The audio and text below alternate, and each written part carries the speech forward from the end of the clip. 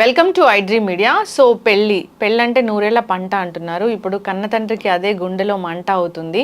So ఎక్కువ ఖర్చు పెట్టేసి అట్టహాసంగా ఆర్భాటంగా పెళ్లిళ్ళు చేసేయడము, దానివల్ల అప్పులు పాలవటం కూడా జరుగుతుంది. దీని గురించి ప్రియా చౌదరి గారి విశ్లేషణ తెలుసుకుందాం. మేడం నమస్తే. నమస్తే మేడం, జనరల్గా పెళ్ళంటే నూరేళ్ల పంట అంటారు. సో బాధ్యతగా అమ్మాయి తండ్రి పెళ్లి చేసి ఇస్తూ ఉంటారు. అయితే ఇప్పుడు అట్లా కాదు, పెరిగిపోయాయి. సో ఈవెంట్ మేనేజర్ ఏం చెప్తే ఆ విధంగా పెళ్లి చేయడము, దానికి ఒక బడ్జెట్ ఉండడము, అది ఎక్సీడ్ అవ్వడము, తర్వాత ఆయనకు బాధ కలగడము, అప్పులు పాలవడము. ఒకప్పుడు పెళ్లి చేసినా కానీ ఎట్లయినా పెళ్లి చేసి చూడు, ఇల్లు కట్టి చూడు అనేది ఉండేది. అప్పుడు అప్పు అయ్యేది. ఇప్పుడు ఈ అప్పు అయితే అసలు తీర్చలేని అప్పు అవుతూ ఉంది. ఏం చెప్తారు, ఇంత హంగులు ఆర్భాటాలు అవసరమా? పులిని చూసి నక్క వాతలు పెట్టుకోవడం అని ఎప్పుడైనా విన్నావమ్మా? అది ఇదే అంటే నక్క అనుకుందంట, నన్ను చూస్తే జనాలందరూ చిరాకు పడుతున్నారు, పులిని చూడంగానే భయపడుతున్నారు. కారణం ఏంటి అంటే దాని ఒంటి మీద ఉన్న చారలు మెయిన్ కారణము. అందుకని ఆ చారలు నా ఒంటి మీద నేను దానిలాగా మారాలంటే ఏం చేయాలంటే చారలు ఉన్నాయి, ఆ చారలు నా ఒంటి మీద కూడా ఉంటే నన్ను కూడా చూసి భయపడతారని చెప్పేసి అని చారలు పడాలంటే ఏం చేయాలి అందుకని చెప్పి కర్ర కాల్చి వాతలు పెట్టుకున్నాను. వాతలు పెట్టుకునేసరికి ఏమైంది, ఒళ్ళంతా బొబ్బలు వచ్చినాయి, ఒళ్ళంతా పుళ్ళైనాయి. పుళ్ళై మూలుక్కుంటూ మూలిగే నక్క అంటారు కదా, మూలుక్కుంటూ పోయి ఒక తాటి చెట్టు కిందకు పడుకుందంట. ఎందుకు వచ్చిందిరా భగవంతుడా, దాన్ని చూసి నేను వాతలు ఎందుకు పెట్టుకున్నానని చెప్పేసి అని అనగానే పైనుంచి ఒక తాటికాయ వచ్చి నెత్తి మీద పడింది, చచ్చిపోయింది.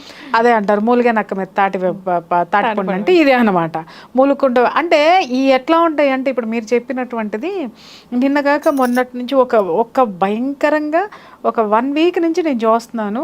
ఎప్పుడన్నా యూట్యూబ్ ఓపెన్ చేశానంటే ఒకటే టాపిక్ వస్తుంది, ఇన్ని వేల కోట్ల రూపాయల ఖర్చుతోటి ఒక ధనవంతుడి కొడుకు పెళ్లి జరుగుతుంది. ముఖేష్ అంబానీ కొడుకు అనంత్ అంబానీ పెళ్లి జరుగుతుంది. దానికి ఎన్నో వేల కోట్లు ఖర్చు పెడుతున్నారు, 3,000 కోట్లు 4,000 కోట్లు ఖర్చు పెడుతున్నారు. ఇది అవసరమా?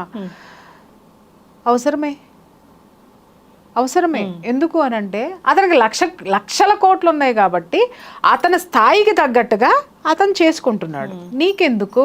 నువ్వు చూడు, చక్కగా వేడుక చూడు, కన్నుల పండుగగా ఉంది, కలర్ఫుల్ గా ఉంది. నువ్వు దాని మీద విమర్శలు ఎందుకు చేసుకుంటూ వెళ్తున్నావు? అది ఒక్క మాట. అతను ఏదైనా ఒక పెద్ద డానో లేకపోతే అంటే వీళ్ళని మనం విమర్శించకుండా ఉండలేము కానీ బట్ ఏంటి అని అంటే బిజినెస్ మ్యాగ్నెట్, అతను ఒక పెద్ద వ్యాపారవేత్త అనేటటువంటి బ్రాండ్ వ్యాపారవేత్తలకు బ్రాండ్ అంబాసిడర్. అదేంటి కుబేరుడు ఇంట్లో పెళ్ళి అట్లాగే ఉంటుంది, 100% ఉంటుందండి. కాబట్టి అది ఆయన చేసుకున్న తర్వాత విపరీతమైనటువంటిది కొడుకు పాపం ఆ పిల్లాడు శుభమాని పెళ్లి చేసుకుంటుంటే చనిపోతాడని తెలిసి కూడా ఇంత ఖరీదైన పెళ్లి ఎందుకు చేస్తున్నారు అంటే ఆశీర్వాదాల కోసం. ఆశీర్వాదాలు ఉంటే బతుకుతాడు. ఎందుకంటే నాకు ఇష్యూ తెలియదమ్మా, నాకు ఏముందనేది నాకు తెలియదు, పక్కన పెడితే నాకు అసలు ఈ టైటిల్ చూస్తున్నాను నేను. అరే ఎంతో మంది వస్తారు, వచ్చిన ఆశీర్వాదాలు ఉంటే ఆశీర్వాదాలతో ఆయుష్ పెరుగుతుందని మీరెందుకు అనుకోరు? నెంబర్ 1. అతనికి ఉంది, అతను ఖర్చు పెట్టుకున్నాడు. చేతనైతే కన్నుల పండుగగా నువ్వు చూడు. కింద కామెంట్ చూశాను, అరే అసలు జనం ఏమనుకుంటున్నారు చూద్దామని. ఇన్ని వేల కోట్లు పేదవాడికి పంచిపెట్టొచ్చు కదా, చేయొచ్చు కదా అని చెప్పేసి అని వాళ్ళు చెయ్యరు. ఎందుకంటే వాడు వ్యాపారవేత్త, ₹1 ఖర్చు పెడితే 10 రూపాయలు ఎలా వస్తాయనే అతను చూస్తాడు. అతన్ని మనం ఈ విధమైనటువంటి కామెంట్ మనం చేయకూడదు. కానీ నీ ఇంట్లో పెళ్లి జరిగినప్పుడు, నీ ఇంట్లో పేరెంటం జరిగినప్పుడు, నీ ఇంట్లో నీ పిల్లలకు పుట్టినరోజు జరుపుతున్నప్పుడు, లేదా నీ పుట్టినరోజు నాడో నువ్వు ఖర్చు పెడతావే 1,000, 2,000, 10,000, 1,00,000, నీ ఇంట్లో పెళ్లి జరిగేటప్పుడు 10 లక్షలు ఖర్చు పెడతావే, ఆ 10 లక్షల్లో నువ్వు ఎంత పేదవాడికి ఖర్చు పెడుతున్నావు? బాస్ ఉన్నవాడు పెట్టాలని అంటున్నావు, కానీ నీకంటే కింద వాడికంటే నువ్వు ఉన్నవాడివే. మరి ఆ కింద వాడికి నువ్వెంత పెడుతున్నావు? ఇప్పటికీ నా ఇంట్లో పుట్టినరోజులు జరిగిన, నా ఇంట్లో ఏదన్నా వేడుక జరిగిన దాంట్లో 10% ఖచ్చితంగా నేను పక్కకి తీసి పెడతా. ఫస్టే బడ్జెట్ అనుకుంటాను, పక్కకి తీసిపెట్టి ఏదైనా ట్రస్ట్కి ఇవ్వడమో లేకపోతే ఏదైనా గోశాలకు ఇవ్వటమో లేకపోతే ఏదో ఒకటి ఖచ్చితంగా నేను దాంట్లో చేసి తీరుతా, పెట్టను. అలాగని నేను ఇస్తున్నానని ఎక్కడన్నా మీరు చూసారా? నా ఫేస్బుక్లో కానీ చూపిస్తారండి. మనం దానం చేసింది కుడి చేతితో దానం చేస్తే ఎడం చేతికి తెలియకూడదు, అట్లా చేసి అదే నా ఆత్మ సంతృప్తి. ఎందుకనంటావేమో, అరే ఈ స్థితికి నేను రావడానికి ఈ విషయం నాకు హెల్ప్ చేసింది, ఈ విషయంలో నేను హెల్ప్ చేయాల్సిన ఏమున్నాయి నేను చేస్తా, ఖచ్చితంగా చేస్తా. అందరూ అనొచ్చు 10% ఎందుకు ఇస్తావమ్మా, 50% ఇవ్వచ్చు కదా అని అంటే ఇవ్వను. ఎందుకనంటే 90% నాకున్న రిక్వైర్మెంట్స్ అవి, నా రిక్వైర్మెంట్స్ నేను ఈ సమాజంలో ఉన్నందుకు నేను ఫుల్ఫిల్ చేసి తీరాల్సిందే. ఒక చిన్న విషయం చెప్తాను, ఉన్నవాడు ఉన్నట్టు ఎందుకు బతుకుతాడు అని అంటే వాడు అలా బతకకుండా కిందకి దిగి బతికాడంటే ఈడికేం పోయే కాలం రా, ఈడెంత పిసినారు. ఇదే ముఖేష్ అంబానీ 100 కోట్లు పెట్టి తూతూ మంత్రంగా పెళ్లి చేశాడు అనుకుందాం, ఈడికేం పోయే కాలం. అన్ని లక్షల కోట్లు ఏడ్చినా కొడుకుకి చూసావా, కొడుకు దగ్గరకు వచ్చేసరికి వాడు రూపాయి కూడా ఖర్చు పెట్టట్లేదు, ఈడెంత పిసినారని ఇదే జనం మాట్లాడతారు. ఖర్చు పెడితేనేమో దుబారా ఖర్చు అని మాట్లాడుతున్నారు, ఖర్చు పెట్టకపోతేనేమో పిసినారు అంటున్నారు. లోకో భిన్న రుచి, నరుడు నాలుగుకి నరం లేదు, అందుకని ఏది ఎట్లయినా మాట్లాడతారు. అయితే నువ్వు మాట్లాడేది ఏంటంటే హంగులు ఆర్భాటాలు ఆడంబరాలు చేయాల్సినటువంటి విషయం. అంటే ఇక్కడ అనిల్ అంబానీ ఆదాయం ఎంత ఉందమ్మా, లక్షల కోట్ల ఆస్తులు ఉన్నాయి, ఆదాయం కూడా అంతే వస్తుంది. దాంట్లో నుంచి అతను ఖర్చు పెట్టింది 1%. అతను ఖర్చు పెట్టుకుంది వినమ్మా, 1% అతను ఖర్చు పెట్టింది. సంవత్సరంలో అతనికి వచ్చే ఆదాయంలో నుంచి 1% మాత్రమే అతను ఖర్చు పెట్టాడు, రైట్? కానీ నీ ఇంట్లో నీ పెళ్ళికి నువ్వు ఎంత ఖర్చు పెడుతున్నావు, నీ ఆదాయం ఎంత, నీ ఆస్తులు ఎంత, నీ పెళ్లి ఖర్చు ఎంత బయటికి చాలా మంది ఆడపిల్లలు చూశాను పాపం ఇక్కడి నుంచి వెళ్ళి యూఎస్లో యూకేలో వెళ్ళి సంపాదించుకొని విపరీతంగా వాళ్ళు కష్టపడి తినను కూడా తినరు, కడుపు నిండా కూడా తినరు, అక్కడ సంపాదించుకున్నటువంటి డాలర్లో వచ్చినటువంటివన్నీ ఇండియాకు వచ్చి పెళ్ళిళ్ళు చేసుకోవడానికి దాదాపు లక్షలు గుమ్మరిస్తున్నారు. అసలు అంత గుమ్మరించాల్సినటువంటి అవసరమే లేదు. మెహందీలు అంటారు, తర్వాత ఏంటి సంగీత్ అంటారు, తర్వాత ఇంకేంటి ఈ మధ్య బ్యాచిలర్ పార్టీస్ అంట, ఇవన్నీ ఎక్కడున్నాయి అసలు? వీటి గురించి మాట్లాడి తర్వాత మనం ఆ పెద్దవాళ్ళ పెళ్ళిళ్ళ జోలికి వెళ్దామని. అసలు నీ ఇంట్లో నీ సాంప్రదాయం మెహందీ అనేది ఎన్ని సంవత్సరాల కిందట వచ్చి చేరింది, సంగీత్ అనేటటువంటిది ఎన్ని సంవత్సరాల కిందట వచ్చి చేరింది, బ్యాచిలర్స్ పార్టీ అని చెప్పి మందు పార్టీలు చేసుకుంటున్నారు. అసలు పెళ్లి ముహూర్తం పెట్టుకున్న తర్వాత అమ్మ 16 రోజుల పండగ అయ్యేంత వరకు శుభలగ్నం బయటికి వెళ్ళకూడదు, లగ్న పత్రిక రాసుకున్న దగ్గర నుంచి 16 రోజుల పండగ అయ్యేంత వరకు నాన్ వెజ్ కూడా తినరు. పెళ్లి కొడుకు దేంటి పొలిమేర కూడా దాటడు. ఒక్కసారి అది జరిగిపోయిన తర్వాత పొలిమేర దాటడు. అలాంటిది బ్యాచిలర్స్ పార్టీ అని చెప్పేసి అని ఒక 2 రోజుల ముందో 3 రోజుల ముందో పొలోమంట తాగుబోతులంతా ఒక చోట చేరి, కోపంతో వచ్చిందో రాని నాకేం సంబంధం లేదు, అందరూ చేరేసి తగలేస్తున్నారు. దేనికి తగలేస్తున్నారు? దీని గురించి మాట్లాడండి అయ్యా, కింద కామెంట్లు పెట్టండి, తాగుబోతులు బ్యాచిలర్ పార్టీల గురించి.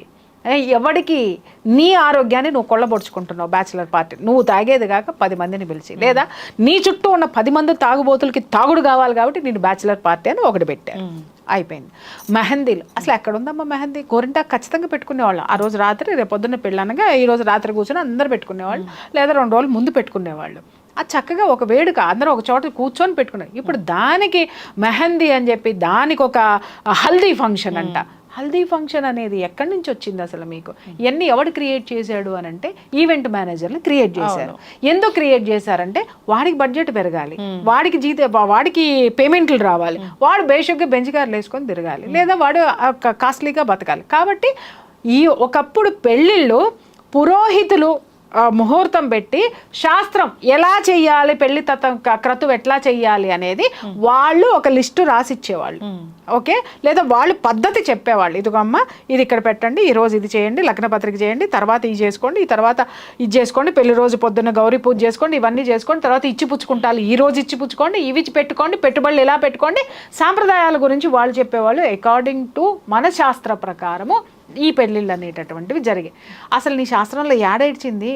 హల్దీ ఫంక్షన్ అంటావు, మెహందీ ఫంక్షన్ అంటావు, తర్వాత దాన్ని ఏమంటారు పార్టీస్, మ్యూజిక్, సంగీత్ అంటావు, వీటన్నిటిని ఎవడు తెచ్చి చేర్చాడు రా? నాకు అర్థం కాక అడుగుతాను. పూలిని చూసి నక్క వాతలు పెట్టుకోవడం అన్న మాట్లాడాను కదా, వాడు పెట్టాడు కదా, వాడు 10 లక్షలు పెట్టి సంగీత్ పెట్టాడని చెప్పి లేనాడు 2 లక్షలు పెట్టి పెడతాడు. ఎక్కడ పెడతాడు? వాడు ఉన్న ఇంటి ముందరే ఒక ఇది వేసి. నాకు ఇట్లా నేను అంటున్నానని మీరు బాధపడద్దు, ఎందుకంటే ఎంజాయ్మెంట్లు కావాలి. కానీ పెళ్ళి అంతా అయిపోయిన తర్వాత హ్యాపీగా అందరూ కలిసి కూర్చొని ఒక వేడుక పెట్టేసుకోండి, ఖచ్చితంగా పెట్టుకోండి. ఆ కుటుంబాలు ఈ కుటుంబాలు కలిసి పెట్టుకోండి. కానీ వీటికి ఎంత ఖర్చు అవుతుంది? ఈ ఖర్చుని ఒకడిని చూసి ఒకటి చెయ్యకపోతే మళ్ళీ బ్లేమ్లు. ఎందుకంటే వీళ్ళు చేసిన అన్ని ఫేస్బుక్లో వీడియోల ద్వారా, ఒక దీని ద్వారా ప్రీ వెడ్డింగ్ షూట్లు అంట, పోస్ట్ వెడ్డింగ్ షూట్లు అంట, తర్వాత దాన్ని ఏమంటారు డెలివరీకి చేసే బేబీ బంప్ షూట్లు. ఎక్కడి నుంచి వచ్చినాయి అమ్మ ఇవన్నీ? కూడా ఇన్స్టాగ్రామ్ ఆడు బతికేయడానికి, యూట్యూబ్ ఆడు బతికేయడానికి, లేకపోతే దాన్ని ఏమంటారు ఈ ఫేస్బుక్లో ఆడు బతికేయడానికి తీసుకొచ్చినటువంటి ఈ దరిద్రపు కల్చర్ని తీసుకొచ్చి మనం ఆపాదించుకొని ఈరోజు దుబారా ఖర్చులు అయిపోయినాయి అంటే కంట్రోల్ చేయాల్సింది ఎవరు?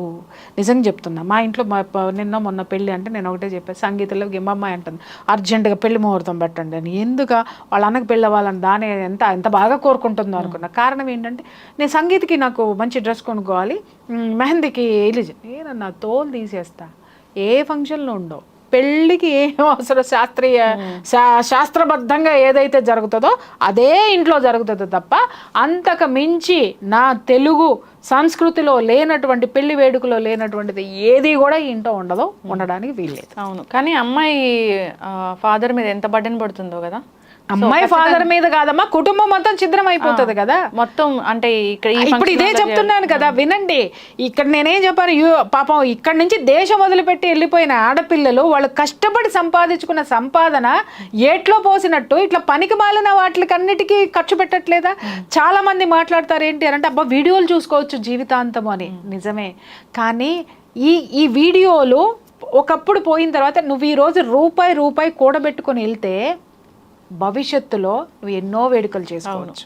నువ్వు సంపాదించినట్టు వేడుకల రూపంలో ఇక్కడే నువ్వు ఖర్చు పెట్టేసుకొని వెళ్ళిపోతే వీడియోలే మిగులుతాయి జీవితంలో. ఒకప్పుడు అలా ఉన్నావు, అబ్బా అంత బాగా పెళ్లి చేసావు, అంత మంచి డ్రెస్సులు కొన్నావు, అంత కాస్ట్లీ చేసావని నువ్వు వీడియోలో చెప్పుకోవాల్సిన పరిస్థితికి ఇవాళ ఎన్ని కుటుంబాలు వస్తున్నాయో నాకు తెలుసు. ఎందుకంటే ఇలా ఛిద్రమయ్యి కొట్లాడుకుని నా దగ్గరికి పంచాయతీలు ఉన్నాయి కాబట్టి చెప్పాల్సిన బాధ్యత నాకుంది.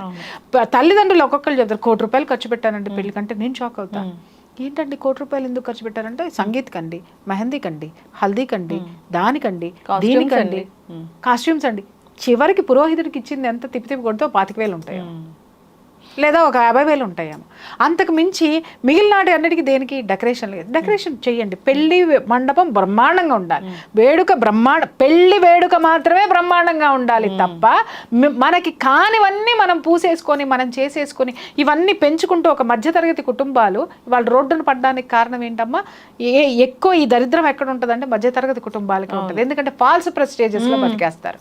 ఇవాళ చూడండి, నిన్న మొన్న ఒక సర్వే, ఐఫోన్లు ఎవరు ఎక్కువ వాడుతున్నారు అని అంటే middle class, below middle class. పైన ఉన్నాడు అందరూ ఆండ్రాయిడ్లే వాడుతున్నాడు. ఎందుకు అని అంటే ప్రెస్టేజ్, నేను రిచ్ అని వీడు చూపించుకోవడానికి కొంటున్నాడు. వీళ్ళు చూపించుకోవాలి, వాళ్ళకి అవసరం లేదు. ఎస్, నేను ఐఫోన్ వాడుతున్నాను, నేను ఐఫోన్ వాడుతున్నాను. బట్ నేను ఎందుకు వాడుతాను అంటే నా సెక్యూరిటీ కోసం, బికాస్ నా ఇష్యూస్ నాకు ఉంటాయి. సెలబ్రిటీస్ ఎప్పుడు కూడా అది లాక్ సిస్టమ్ ఉండదు, ఇంకొకటి దాంట్లో జోన్లోకి రావడానికి ఉండదు. ఒక సెక్యూరిటీ పర్పస్ కోసం నానా దరిద్రాలు దాంట్లో ఇది చేయకుండా ఉండడం కోసం అని చెప్పేసి నేను సెక్యూరిటీ కోసం వాడుతున్నా. నాకు తర్వాత అనిపించింది ఎవరిదేవడా తీసేస్తే పోతుందేమో ఐఫోన్ అని చెప్పేసి. అంటే చూడండి మనుషులు ఎలా ఉన్నారో. ఇవాళ 8th క్లాస్ 9th క్లాస్ చదివే పిల్లోడి చేతిలో ఐఫోన్లు ఉంటున్నాయి, మధ్య తరగతి పిల్లల చేతుల్లోనే ఉంటున్నాయి. మీరు చూడండి ఎక్కడికి వెళ్తున్నాం మనము, ఫాల్స్ ప్రెస్టేజెస్ తోటి, ఫాల్స్ థింకింగ్ తోటి. అదే చెప్తున్నాను కదమ్మా. ఇవాళ నాకు ఒకప్పుడు కార్ అంటే భలే పెద్ద ప్యాషన్ ఉండేది. నేను పెద్ద అవ్వాలి, నేను కార్ కొనుక్కోవాలి, కార్ డ్రైవ్ చేసుకుంటే ఇలా అన్నీ ఆలోచించేదాన్ని. ఇప్పుడు కారులు చూస్తుంటే నాకు చిరాకు వస్తుంది. అంటే నేను కారుల్ని నిందించట్లేదు, కారణం ఏంటనంటే లగ్జరీ కార్లు చూసి చూసి చూసి బుజ్జి కారులు చూస్తుంటే భలే ముద్దొస్తుంది. నిజం. ఎందుకని అంటావేమో, వాటి వాల్యూ పోయిందండి, అన్నీ అవైలబిలిటీ ఉంది. ఉన్నప్పుడు దాంట్లో కూర్చుంటే ఏంటి, దీంట్లో కూర్చుంటే ఏంటి అంటే ముందు 4 సున్నాలో లేకపోతే ఒక స్టార్స్ ఇదో లేకపోతే ఆ ఎంబ్లం చూపించుకోవడానికి కోసమే కదా నువ్వు కొంటున్నావు. కారు కంఫర్టబిలిటీ కోసం ఉంది. అలాగే బిజినెస్ పర్సన్స్కి వాళ్ళ ప్రెస్టేజ్ ఇష్యూ కోసం ఉంది. నువ్వు నేనేం చేస్తున్నావమ్మా, అంతే. నేనేం చేస్తున్నావు ఇంట్లో కూర్చుని, దేనికి కొంటున్నాము? ఇవాళ చూడండి రోడ్లన్నీ కారులతోటి ఉండిపోయి ఒక కారు వెళ్తే రెండో కారు రివర్స్ తీసుకోవాల్సినటువంటి సిచ్యుయేషన్. ఒక్కడికి కార్ పార్కింగ్ ఉండదు, కానీ ప్రతి ఒక్కడికి కారు ఉంటుంది. మరి దీని మీద ప్రభుత్వాలు ఎందుకు దృష్టి పెట్టవో అర్థం కావట్లేదు. కారు పార్కింగ్ లేకుండా కార్లు ఎందుకు అలౌ చేస్తున్నారు? ఇప్పుడు రోడ్డు మీద పెట్టుకుంటారండి, రోడ్డు నాది అంటాం. ఎట్లా అయింది నీది? రోడ్డుకి నేను ట్యాక్స్ కడుతున్నా. నేను కారు కొనుక్కున్నప్పుడు రోడ్డుకి నేను ట్యాక్స్ కడుతున్నా. ట్యాక్స్ కడుతున్నాను ప్లస్ నాకు పార్కింగ్ ఉంది, నేను దాంట్లో పెట్టుకుంటున్నా, నేను తిరిగే రోడ్డుకి ట్యాక్స్ కడుతున్నా. నువ్వు పార్కింగ్కి ట్యాక్స్ కడుతున్నావా? I'm asking you. Car parking కి ట్యాక్స్ కడుతున్నావా? ఎంత దారుణం అంటే నేను రోడ్డుకి ట్యాక్స్ కడుతున్నా, ఎందుకంటే నా కారు వెళ్ళడానికి, నా వెహికల్ వెళ్ళడానికి, లేదా నేను పోవడానికి, నా ఆటో వెళ్ళడానికి నేను రోడ్ ట్యాక్స్ కడుతున్నాను నేను. కానీ నువ్వు పార్కింగ్ చేస్తున్నావు. అది రోడ్లు ఉన్నాయి ప్రయాణం చేయడానికి, కానీ పార్కింగ్లకు కాదమ్మా. అంబులెన్స్ కూడా దారిలేని పరిస్థితి లేదు. ఇవాళ మొన్న అదే జరిగింది. నేనున్న ఏరియాలో మొత్తము అసలు కార్లు విపరీతంగా పెట్టేసేసి, అటు ఇటు పెట్టేసేసి, మధ్యలో బైకులు పెట్టేసేసి, అంబులెన్స్ వెళ్ళడానికి బైకులు అడ్డం పెట్టేశారు. ఆడెవడో తెలియదు, 4 బైకులు అడ్డం ఉన్నాయి. అర్ధరాత్రి పూట ఎవరిని, ఏ అపార్ట్మెంట్లో ఎవరిని ఎతుకుతారు, ఏం చేస్తారు, అవి తీసి ముందు పెట్టడానికి లేదు. ఇక్కడి నుంచి ఆమడ దూరాన ఆ బైకుల్ని తోసుకుంటూ వెళ్ళి పెట్టి అంబులెన్స్ వెళ్ళేసరికి ఉన్న మనిషి ప్రాణమే బాయే. మీరు ఒక 10 నిమిషాలు ముందు తీసుకొస్తే పోయేదని చెప్పారు. ఎన్ని ప్రమాదాలు జరుగుతున్నాయి, ఎవరి ప్రాణాలతో ఎవరు ఆడుకుంటున్నారు, ఎవరికి రూల్స్ పనికొచ్చినాయి. ఇవన్నీ ఫాల్స్ ప్రెస్టేజెస్లో బ్రతుకుతున్నామమ్మా మనము. ఒకటి గుర్తుపెట్టుకో, ఉనికిని కోల్పోయి ఎప్పుడూ ఉండద్దు. మనకి ఊటికి ఎగరలేనమ్మంటే స్వర్గానికి ఎగురుతానందంట. అట్లాగే నువ్వు ఆడంబరాలు చూపించి ఏం చేస్తావు, other side of the coin జనానికి తెలీదా? తెలుసు ఖచ్చితంగా, నువ్వు చూపించినంత వరకే. కానీ అవతల వైపు చూపించేవాడు కూడా వస్తాడు, అది మర్చిపోవద్దు. ఖచ్చితంగా మేడం. ఈ అపార్ట్మెంట్స్ కావచ్చు, ఈ విల్లాస్ కావచ్చు, ఇలాంటివి కూడా సో గ్రాండ్గా కొంటారు. కానీ ఆ ఇంట్లో ఉండాలంటే గుండెలో రైళ్లు పరిగెట్టే పరిస్థితి వస్తుంది ఒక్కొక్కరికి. ఎందుకంటే వాళ్ళ సంపాదనకు మించి ఈ అమ్మాయిలు ఉంటాయి. ఎగ్జాక్ట్లీ అమ్మా. ఇవాళ ఒకటే మాట, మొన్న మా అపార్ట్మెంట్లో వీళ్ళు ఇవి కూరగాయలు పెట్టారు. బయట కూరగాయల రేటుకి మా అపార్ట్మెంట్కి వచ్చేదానికి 15 రూపీస్, 10 రూపీస్ నుంచి 15 రూపీస్ తేడా ఉంది. నేను అడిగా, ఏంట్రా బయట ఇట్లా ఉన్నాయి, మీరేంటి ఇక్కడ పెట్టారు ఆ అపార్ట్మెంట్ లోపల? అమ్మ లోపలికి వచ్చి పెట్టాం కదమ్మా, మీరే ఇట్ట మాట్లాడితే ఎలాగమ్మా అంటే, నేనన్నా ఊరే ఈ అపార్ట్మెంట్లన్నీ కాస్ట్లీ అపార్ట్మెంట్లన్నీ మాయ అనుకుంటున్నావా? అవన్నీ బ్యాంక్ ఆడిరా, మాయ కాదు. నెలకు వచ్చేసరికి భారీ మొత్తంలో చెల్లిస్తున్నావు వాడికి, అంతేగాని ఇవన్నీ మాయ కాదు. చూసేటు నీకు నువ్వే ఏ రోజు సంపాదన ఆ రోజు హ్యాపీగా జేబులో వేసుకొని నీ ఇంట్లో నువ్వు ఉంటున్నావు. బట్ మా అట్ట కాదయ్యా, వచ్చే సంపాదన మాది, ఇంకే సంపాదన వచ్చినా కూడా వీటికి కట్టడానికే మాకు సరిపోవట్లేదు. ఇవన్నీ చూసి నువ్వు మోసపోమాక, నీకంటే కూడా కింద స్థితిలోనే మేము బేరాలు అడుగుతాము, దయచేసి మాకు ఇవ్వు అని చెప్పేసాను. అంటే నా చుట్టూ ఉన్న వాళ్ళందరూ నవ్వారు, నిజమేనండి మీరు మాట్లాడింది అని చెప్పేసాను. అట్లా ఉంది పరిస్థితి, situation. False prestiges, false thinkings, false show పుటప్లు, ఇవన్నీ బ్రాండెడ్. ఏందమ్మా ఇది? నువ్వు ప్రశాంతంగా ఉండడానికి నీకేం కావాలో అది ఏర్పరచుకో. ఇంకొకటి, నీ అవసరం నువ్వు బ్రతుకున్నంత వరకు ఈ సమాజంతో పెట్టుకో. నీకు కార్లు ఉంటే ఎవడు చూస్తాడు, బంగళాలు ఉంటే ఎవడు చూస్తాడు, ఏది ఉంటే ఎంత ప్రశాంతంగా ఉన్నావో నీకు. ఎగ్జాక్ట్లీ. హెల్దీగా ఉండాలి, ప్రశాంతంగా ఉండాలి. కంటి మీద నిద్ర లేకపోతే ఈ బాధల వల్ల నేను నా చుట్టూ చాలా మందిని చూస్తాను. ఇవాళ చూస్తాను, రేపు వచ్చిన తర్వాత మేడం అది ఆ ప్రాపర్టీ కొనేసామండి, అక్క ఈ కారు కొనేసామండి.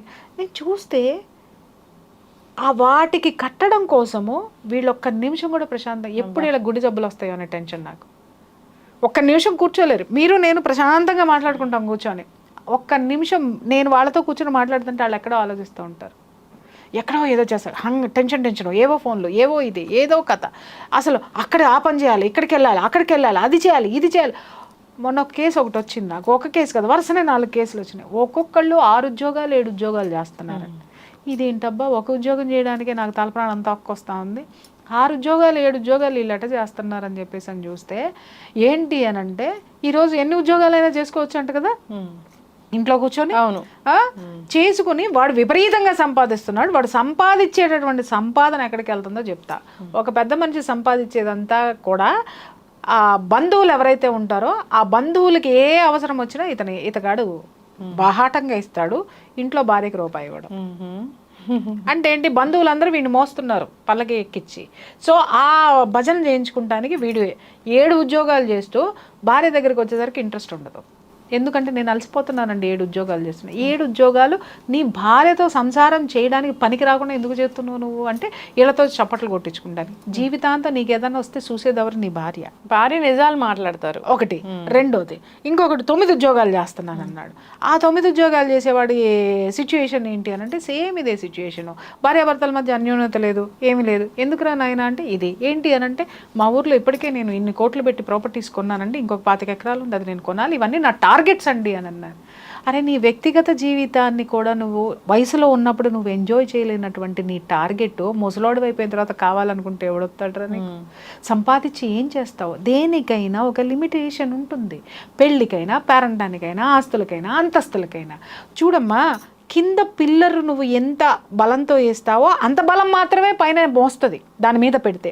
అంతేగాని 10 అంతస్తులకి పిల్లర్స్ వేసి నువ్వు 20 అంతస్తులు పర్మిషన్ ఉంది కదా అని లేపావు అనుకోమ్మా, ఏమవుతుంది? మొత్తం కూలిపోతుంది. ఇవాళ మనుషులు చేసే పని అదే.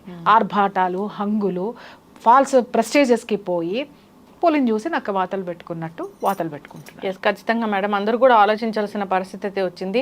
నిజంగా పెళ్లి చేసి చూడు అనేది ఒకప్పుడు ఎందుకు వచ్చిందో ఆ నానుడి, కానీ ఇప్పుడు అది ఇంకా గుది బండలాగా తయారవుతుంది.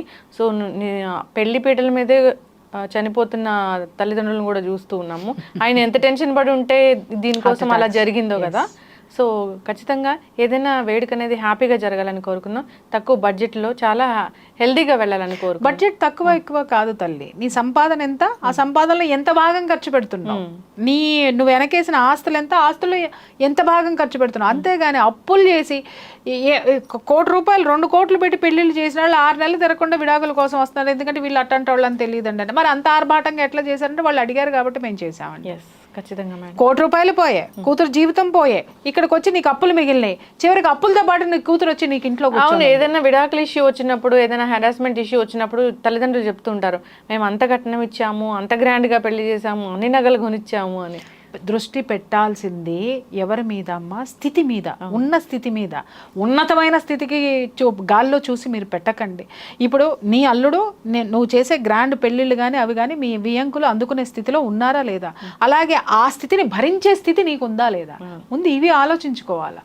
ఎవరి కోసమో సమాజంలో ఏదో చేసేయాలి, నా పిల్లలకు కూడా గ్రాండ్గా చేసేయాలని నువ్వు చేస్తే నువ్వు మిగలాలిగా నీ పిల్లలకి, లేదా రేపొద్దున వాళ్ళకి ఆ స్థితి మిగలాలి కదా. 1 రూపాయి వెనకేస్తే వాళ్ళు జీవితాంతం స్ట్రాంగ్గా ఉంటారు. ఉన్న రూపాయలన్నీ ఖర్చు పెట్టావంటే నువ్వు వాళ్ళ మీద ఆధారపడాల్సి వస్తుంది. రేపొద్దున ఎంత గ్రాండ్గా పెళ్లి చేసినా నిన్ను దగ్గర ఏంది చెప్పు అంటారు తల్లిదండ్రుల్ని.